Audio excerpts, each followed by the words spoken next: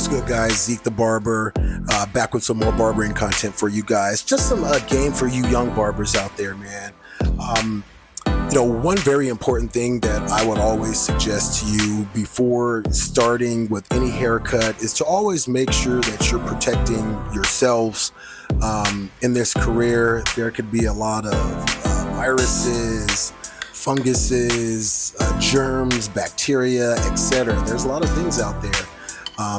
Even when I went to barber school, I found out a lot about myself. I mean, there's a symptom that's called hyperhidrosis, right? Which is actually where you sweat a lot. So, I suffer from a condition where I definitely sweat a lot. So, hyperhidrosis is something that more people could even suffer from other than myself. So I wear gloves to protect myself and my client, just in case I'm having, one of those really hot summers and my hands are just, for whatever reason, I'm doing a lot of work, they get sweaty, that sort of thing. So one of the things that I always do is like to protect me, my clients, using disinfectants, using gloves. But the biggest thing that I would say is the hair analysis. I can't stress that fact more. I remember in barber school where we had some kids, they came to get back to school haircuts. Mom brought them in, sat down in our chair.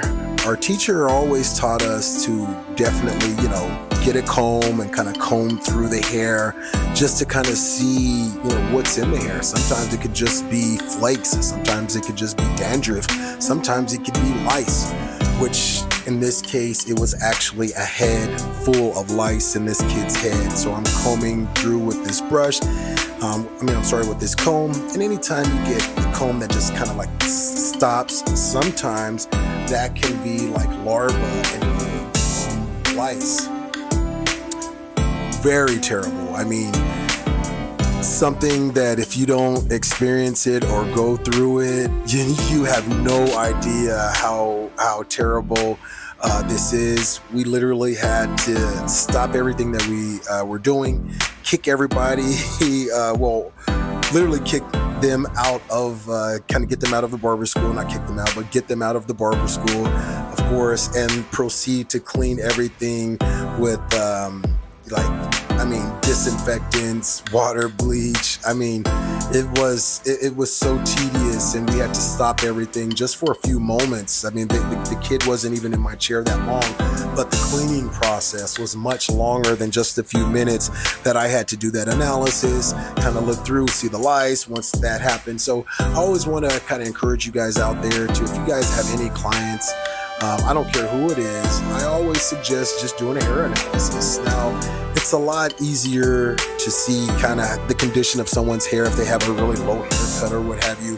But if someone has a lot of hair, I would always encourage people to do a hair analysis. Just get a comb, kind of look through and see the condition of the hair, make sure everything is in a good condition before you cut it. Sometimes there's bumps and pus on the back of people's necks.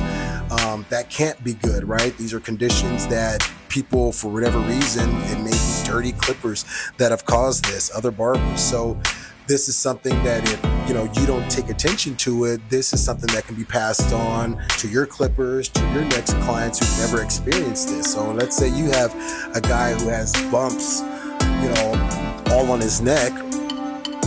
He sits down in your chair. He's looking for a haircut. It's his first time, of course. What are you going to do? What do you say? Do you let them off easy? Do you make up an excuse? Are you busy? I've seen so many things in the barber shop, especially when it comes to issues like this. Some people get into the hair analysis and they're like, this is kind of not the client that I'm looking to cut right now. You see a lot of bumps. Now, sometimes they tell you as long as you see one bump behind the head, you might be pretty much good to go. Usually it's like an ingrown hair or something like that. But if you see a cluster of bumps, right? You see a cluster of bumps, this is not what we're looking for. Very crucial condition as well. So if you see something like that, it's imperative that I always want to address that before I do any cutting. Let them know what's going on. And if it's a condition that, I think I can cut around, then I might.